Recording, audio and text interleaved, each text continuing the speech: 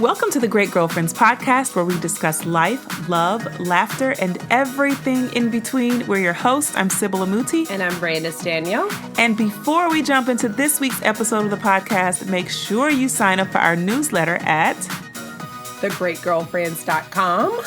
And don't forget to leave us an amazing iTunes review. Yes, that is the payment for listening to this podcast. I love it. 5 stars all the way. Let's do it. Let's do it. Hi, it's your great girlfriend, Brandis Daniel. I am so excited to announce that I am now an author. Yes, I've authored a book sponsored How to Get Brands to Pay for Your Next Event. Over the last 10 years, I've secured over $2 million in sponsorships for my company, Harlem's Fashion Row, and now I am teaching you how to do the same. You can get my new book on www.mysponsoredbook.com. Listen. Fill us in. I'm not going to give the whole, I am not. Y'all going to have to. Spill the tea. Somebody else is going to spill their tea. You know what? I'm feeling kind of private right now. You are. Like a little while ago, I was feeling open. Maybe it's because of the topic, but I'm feeling anti-share. You feel anti-share? At least I don't like what's going on in my world. No, everything in my world is going good. I had a really great brunch that I just want to celebrate. I had brunch with some great girlfriends last Sunday, and it lit me up. Oh, I love that. It gave me so much joy, and I felt so refreshed. And I just want to encourage every single great girlfriend that's listening to take out time, either this week, next week, get together with like 3 to 4 great girlfriends and have brunch. Wow. Like, I'm telling you, I wouldn't have put the brunch together because I would have said I didn't have enough time. Mm-hmm. I had other stuff to do. Mm-hmm. But being at brunch and being around women who are so spirited and so energized and loving, man, it was good. Wow. So, yeah, like it was good. And they asked me a question. They were like, so what are you excited about right now? And at that time, I wasn't excited about anything. So I was like, I'm not excited about anything right now. I am working on optimism. That's what I'm working on right now. But I can honestly say leaving there, I feel so excited about the fact that they helped to reinforce the optimism I needed. I love it. Yeah. I love it. So, yeah. And I mean, it was good, y'all. I mean, that time, it's like soul food. I love it. It is. What's going on with you? Rich and I have been apartment hunting. Woo! And so, Lord Jesus. That's easy if you're in Texas. Okay, so let me tell you guys, like, looking for an apartment in New York City is like trying to find a house. Oh my gosh. It is so insane. So every single night, and we're trying to make sure that we don't have to pay broker's fees, because broker's fees in New York, oh my gosh, are crazy. They are 10 to 15% of your annual rent. That's bananas. And guys, rent in New York is expensive. Right. So it's like crazy. So so that's been like my focus is every single day online, finding new apartments to look at, setting up appointments. Like that's been like my side job. Gosh, how close are you? I think we found a place. Hey! Which I'm really excited about. So we're going back to look at it tomorrow. Nice. And can I come over? Yeah, of course. I'm going to have to come over. In a little while, she's not leaving the house, and I'm going to have to I'm telling you, all in November, I plan on being, I hope I don't end up on my 600-pound life. Oh my gosh. I do. Stop it. Because in November, I don't plan on leaving the house. Like, I know. I plan on being holed up in my house with food and water. Oh my gosh. Oh, and that's it. Gosh. And shopping online for baby. Let me tell you guys something. This baby is so blessed. Like the boxes in their house, you know how baby shower, some baby showers you go to and you be like, dang, that couple ain't got no good friends. And the other showers you go to, you like, okay, this baby, what is a Bentley rolling up next? And I'm starting to wonder if baby Daniel is going to have a driver, because when I say the amount of like love that's coming into Brandis's house, and her family knocked and said, you got a new delivery. Like, the love is there. Yeah. You guys will want for nothing. It's so incredible. I believe it. It's like already, like, this baby has been getting gifts now for over a month. We've had things coming in. That's like, so amazing. And I was like, what are all those boxes for? She was like, for the baby. I'm like, really? Like, because I just couldn't believe, like, I mean, serious, like, people are flooding in there. Like, they want to be, that's just a blessing. It's such a blessing. What a really gift. is. And you deserve that. It's such a blessing. This Oh my child gosh. is definitely already so loved. Yes. Which makes me feel wonderful. I can't wait to see that little face. I Oh can't my either. gosh. So I don't know how many of our great girlfriends have had children, but the one thing that I'm going to tell you that if you have not had a kid and you think you're going to get pregnant eventually, the one thing no one tells you is that it never hits you that you're having a baby. Like, No. I'm Yeah, no. 7 months pregnant and in theory, I know that there's Yeah. a baby in there and I can feel it kicking and moving, but I cannot wrap my head around the fact that a real baby is coming. Sam came out of the womb and I was still like, okay, wait, but he's mine though? Like, I tell people this, I still feel like a babysitter at times. I'm God's babysitter. I really don't feel like, because I'm like, I feel like mamas have a certain amount of like tenacity around motherhood. And I feel like I'm like just an enlarged babysitter. When I saw Sybil, I was at Sybil's house last weekend? Last weekend. And so her kids were like, Sam and Dylan were like around her. And I just heard them being like, mommy, mommy. And I was like, Sybil's a mom. They're talking to her. I was like, and I like out the window, I'm like, Sybil, you're a mom. Those are your children. They came out of you. It came out of my body. It's a surreal experience. It is like so crazy because Yeah. I just know you as my great girlfriend. Right. But these humans know you as their mother. Right. It never gets old. And I don't care how many people give birth. Every single mom experience like that is special and amazing. Because it's just so different every time. It's so crazy. Like, you're birthing the next generation of leaders out of your body. It's so crazy. Wild. I was watching you. It was like the crazy. Like, I guess because I'm pregnant Yeah. and watching you with them, it was like my aha moment. I was like, That's how real it gets. Sybil is their mother. Like, when did that happen? And sometimes I draw blanks. They call him mama and I'm looking like, oh, they're talking to me. oh, yes. Let me go help them with whatever it is. And then other times I am ferociously mama. Wow. You know what I mean? Uh-huh. Other times, like, when it's mama, I'm like, that's me. Wow. And I step in and I'm like, I'm their mother. So Wow. watch it. And then there are times when they like want a snack and I'm like, oh, they're talking to me. Like, oh, but like, it's really weird. It is. That's so crazy. All right. So yeah. that is actually not our topic today, No, ladies. it's not. Though we could go into it over and We over could. again. Today we're going to talk about social envy, y'all. We need to deal with it. We going to deal with it today. We're going to talk about the cure to social envy, like social media medicine. OMG. OMG.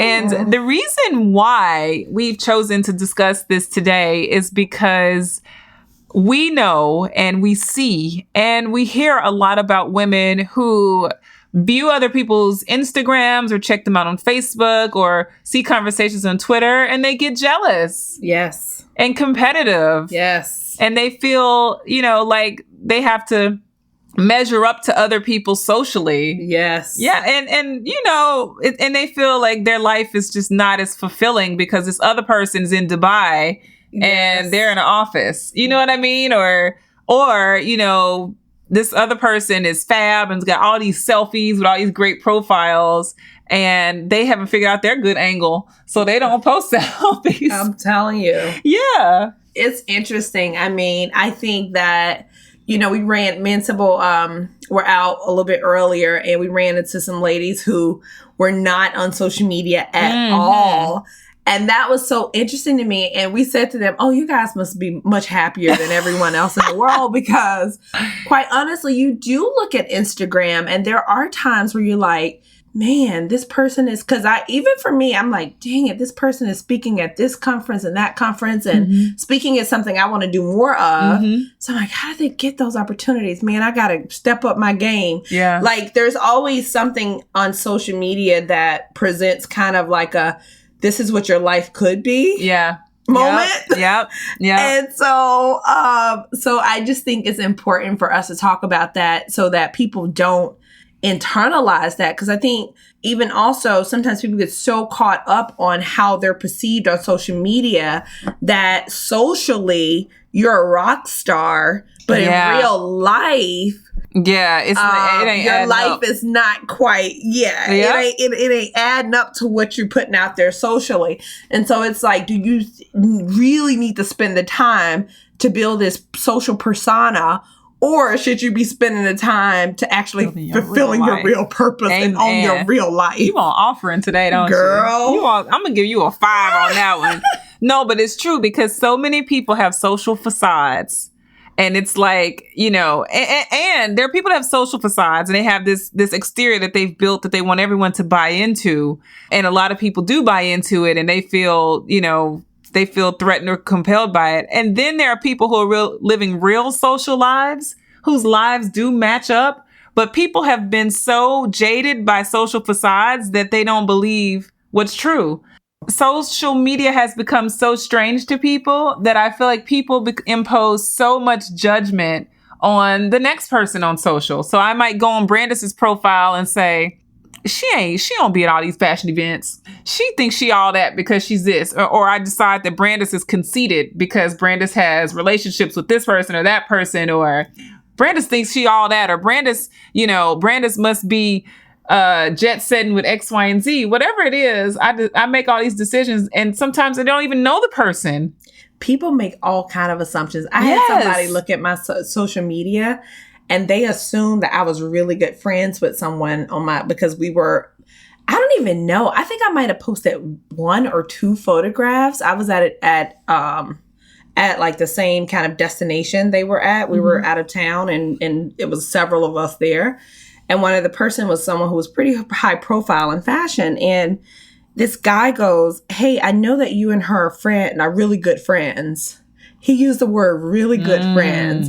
And I was thinking, what did I do to make him think that we were really good friends? Yeah. Because there's like not a picture of us like selfieing it up or, but people really make so many judgments about you and your relationships based on social. Absolutely.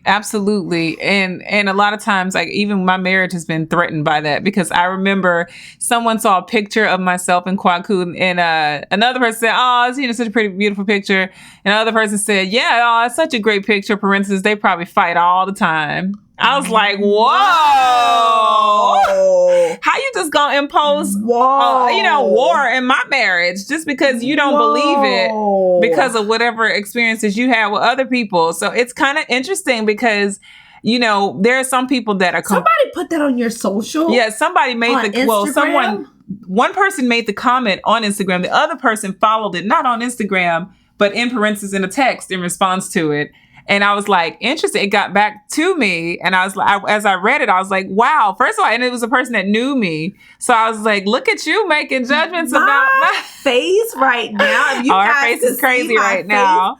I'm just like, what? But it's hard because of what's going on in social, it's hard for people to believe what's true or what's false. It's so true. And it makes it complex for people to go through their regular day without feeling an obligation to commit to social media something. Wow. They want to commit something. I got to post something because people are waiting on me, or my followers need to see this. Or I got one of my interns who say, "Girl, for the people." She always tell me, "Branch, you got to post stuff for the people." For the people. And I'm just like, who are the people? Yeah. And she's like, "Branch, people are waiting for this. You got to post this for the people." And I am actually a really private person, so I don't post a lot of stuff, like really about like my real life on social. And I remember we went to, Rich and I went to Cayman Islands for our second anniversary. And she was like, really? All you posted? Like, I think I posted like... the house or something. No, that was somewhere else. Oh, sorry. That was Turks. Yes, that was Turks. Your feet. Nope, that was Turks. That was Turks too? That was Turks. Look at you.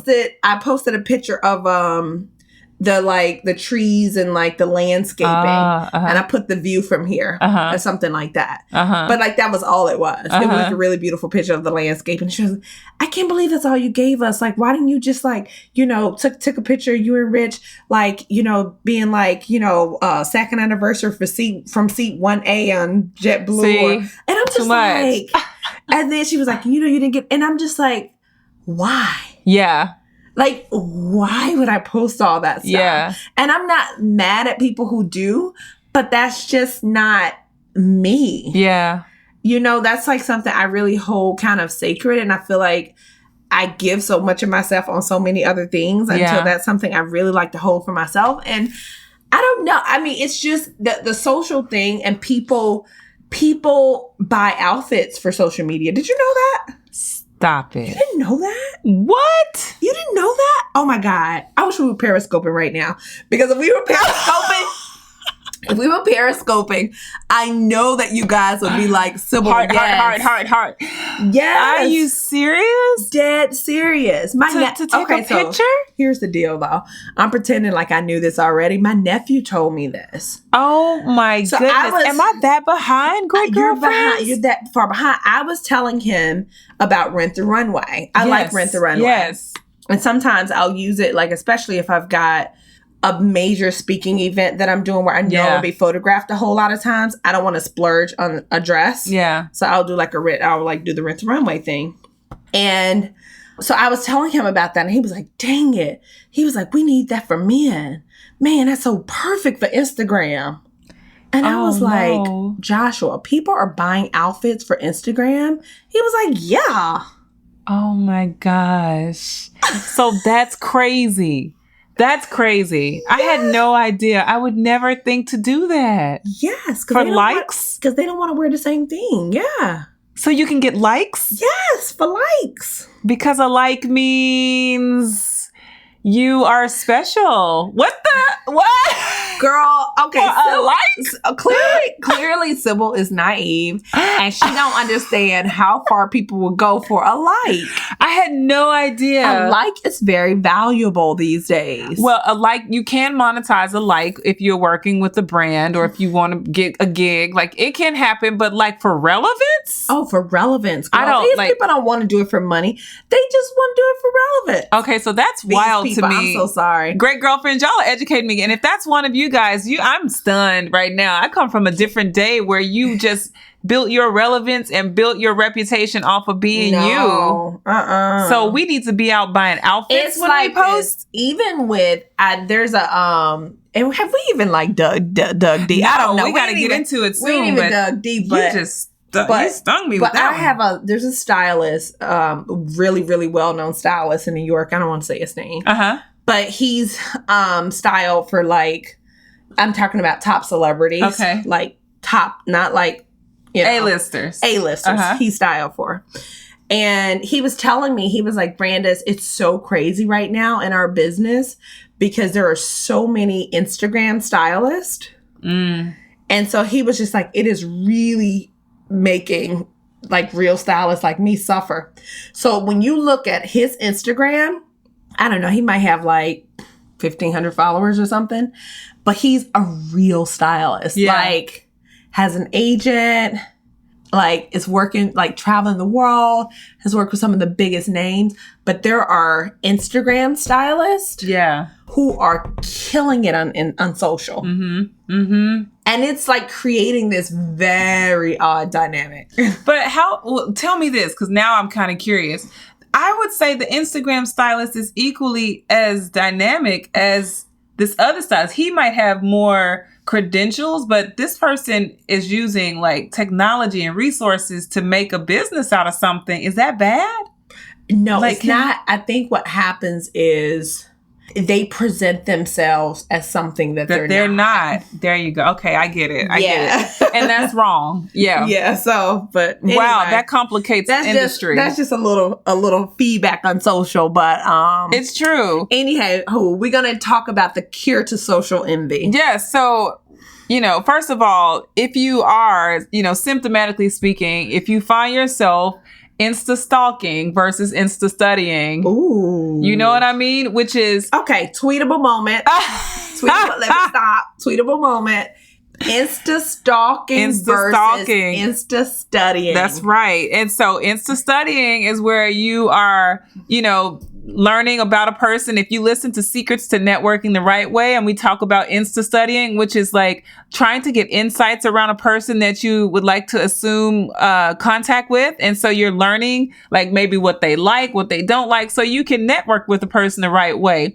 Insta stalking is, being obsessive around a person's profile, studying every day so you can see where they are, just so you can know, or maybe you could be in the same place as they are so you can try to build relationships with them that are built off of this facade, but not built off of anything that's real. So Insta stalking, it's very important to know if you're doing that. Like if you spend in your spare time saying, you know what, let me check up on Beyonce. Let me see what island she's at so I know where to plan my vacation so I can be there. Or go ahead. Sometimes too, though, when you're Insta stalking, like you get this feeling like sometimes it's like people get depressed. Exactly. And if it makes you feel low, like you don't see her and Jay-Z on vacation and get excited for them, it makes you feel like your vacation's a whack or your relationship is not as cool as theirs. That means that your motive, like that Insta stalk, is happening, and you got to cease on that.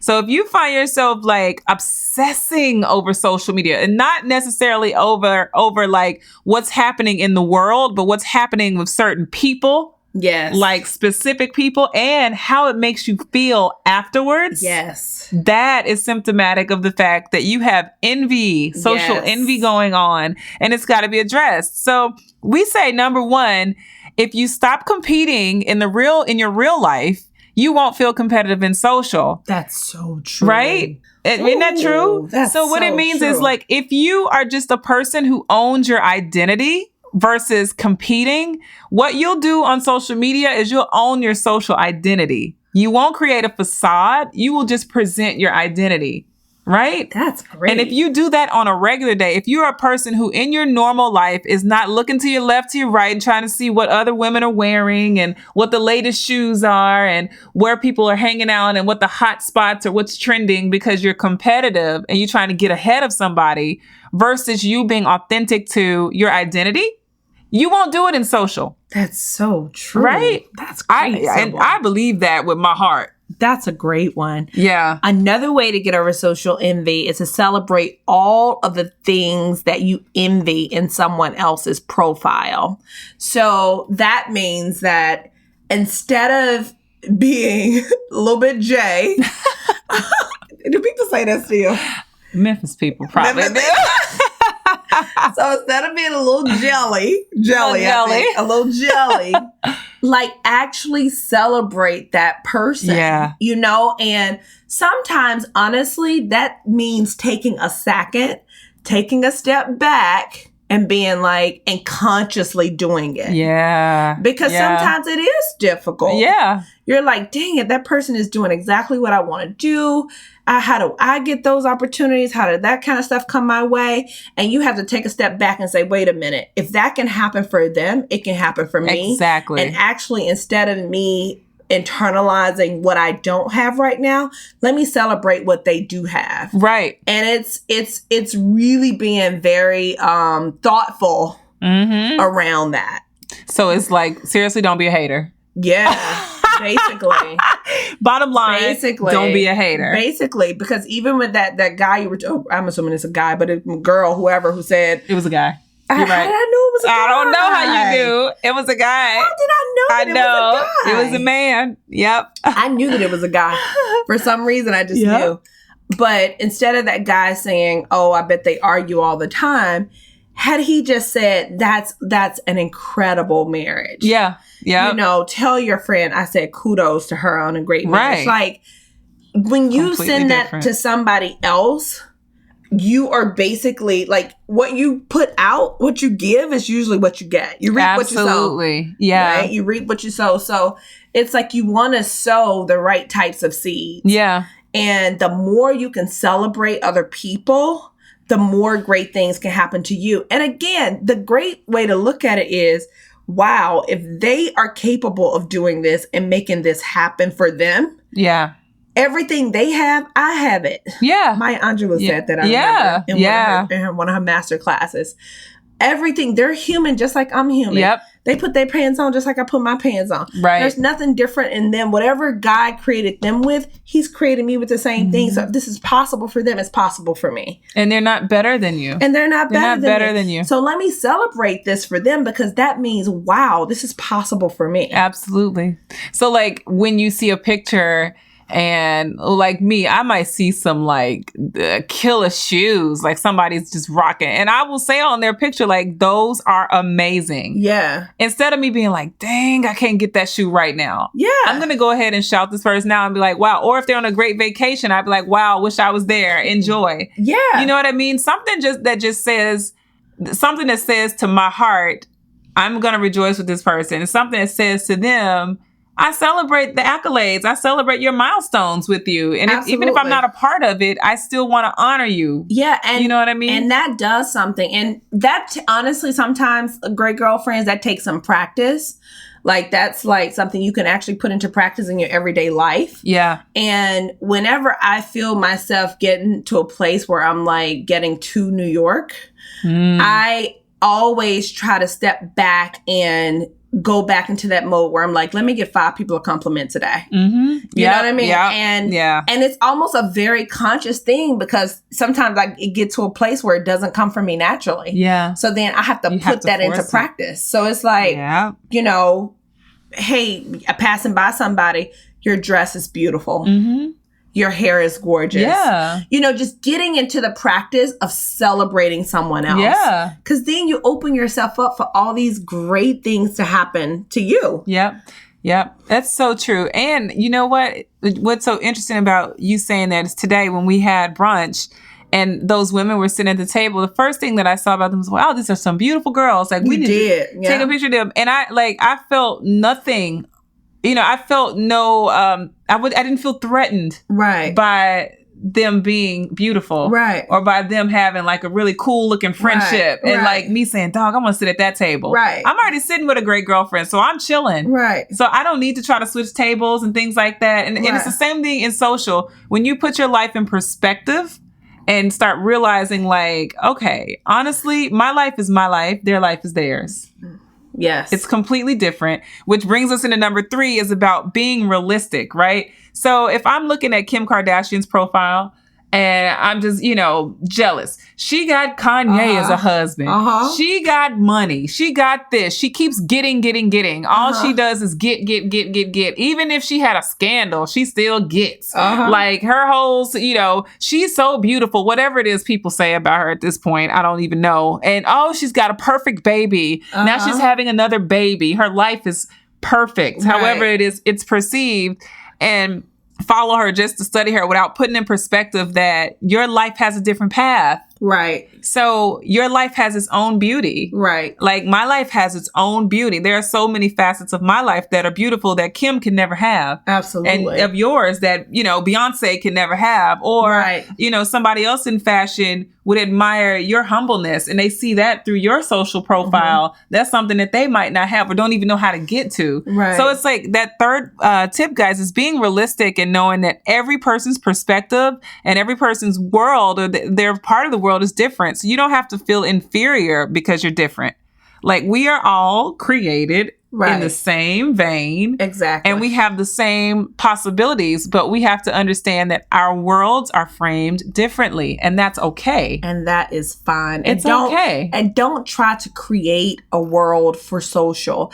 Oh my God. I know people who become friends with other cool looking people, not because they love that person, but because that person is a cool person that it looks like that person is a cool person to hang out with. Wow. And that's a cool person to be on my social. And so I then attract all these kind of cool looking people. Yeah. So that we can all look cool together and build together or whatever. Like, it happens. Oh my gosh. You think that's not real? I believe it. I'm saddened by it. It's so real. What happened to just being dope? Instead of just building authentic relationships with whoever you build those authentic relationships with, and then people try to social climb off your social too. So it's like, oh man, it's like all these. Even the guy who said to me, you and that girl are good friends, we did actually take some dope looking selfies. I never posted them. Wow. I never posted them. Wow. We took so many cool like photographs. I never posted them. And the reason that I didn't want to post them was for that reason. Yeah. And I was kind of like, I don't want, first of all, like, I'm not like social climbing off of you. Yeah. Because I got my own social climbing. Because I got my own social clout personally. And then the second thing is like, I knew that picture would mean too much to too many people. Yeah. And maybe that's the wrong way of thinking about it. But I was just like, I don't even want to put this out there. Well, you didn't want to mislead. And it mean too much of the wrong thing to people. I was like, let me just not even put this out there. And then questions like that come. You and her are good friends and things like that. What about these people? We forgot about this. We need to just address it. That get disheartened off of likes. I mean, a follower. You know, this person has more followers than me. No, what about my niece, who's 16 years old, said to me, I used to follow you, but I unfollowed you because I realized you weren't following me back. Wow. I was like, what? She was like, Harlem's Fashion Row is following me, but Brandis Daniel is not following me. Oh my gosh. And I was like, first of all, how do you even know?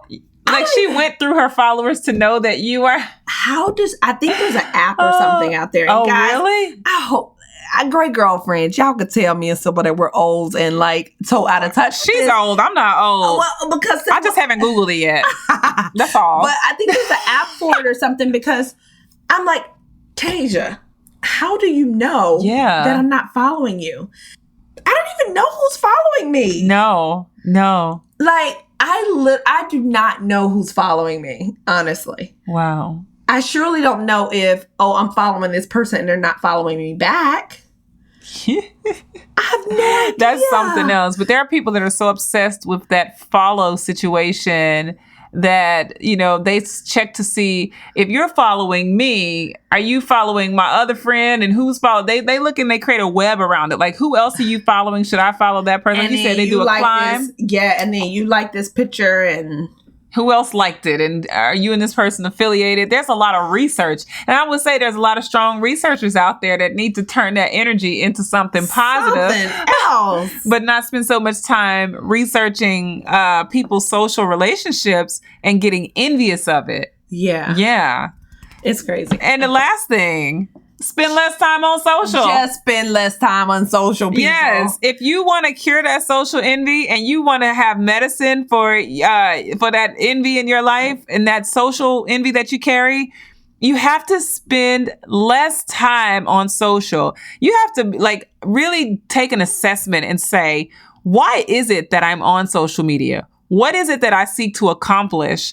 What am I spending my time doing when I'm on there? Emotionally, what am I tying to this experience? Am I on here to build people up or to build myself up? If you're on there to build yourself up, it's the wrong place to do that. It's not going to happen. But if you're on there to build authentic relationships with other people who are like-minded, then you can make something really good come out of it and walk away without jealousy. If you're on there because social media is building your self-esteem, I have news for you. It is self-esteem. It is not social esteem. It's not social. It's not going to do it. Social esteem is not real. It's not going to do it. And it won't last. No. And heaven forbid, like Instagram, Facebook, and Twitter die.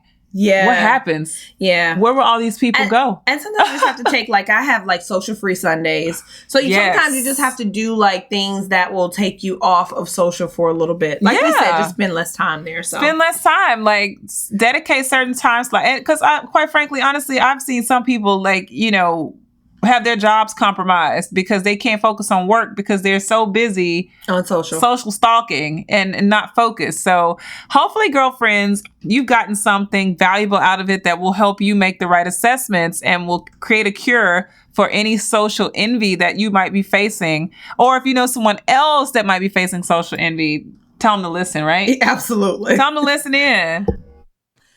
We could not end this podcast without thanking our amazing husbands. Yes, thank you, Kwaku. And thank you so much, Rich Daniel. And our beautiful children, thank you, Sam and Dylan. And thank you, Miss Sky Daniel. And thank you to all of you great girlfriends for trusting us as your go-to source for everything life, love, and laughter.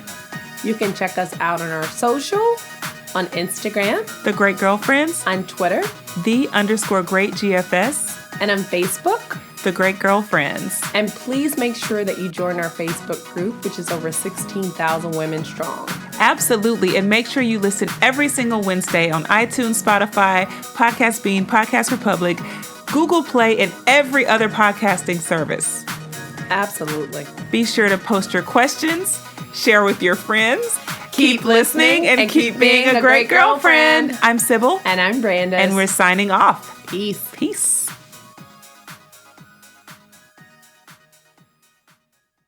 Hi, it's your great girlfriend, Brandis Daniel. I am so excited to announce that I am now an author. Yes, I've authored a book sponsored How to Get Brands to Pay for Your Next Event. Over the last 10 years, I've secured over $2 million in sponsorships for my company, Harlem's Fashion Row, and now I am teaching you how to do the same. You can get my new book on www.mysponsoredbook.com. What's up, great girlfriends? This is Sybil. Good girlfriends don't let their friends live dirty. So the next time your bestie is binging on junk food, skipping the gym, and mistreating her body, speak up. Real friends hold each other accountable and call each other out when they are falling short. Tell her, girl, you should check out Dr. Jamie Hardy, the lifestyle pharmacist. She helps busy young women eat healthier, effectively manage stress, and exercise regularly so they can achieve triple F status, being fit, fabulous, and fulfilled. Learn more at www.drjamiehardy.com.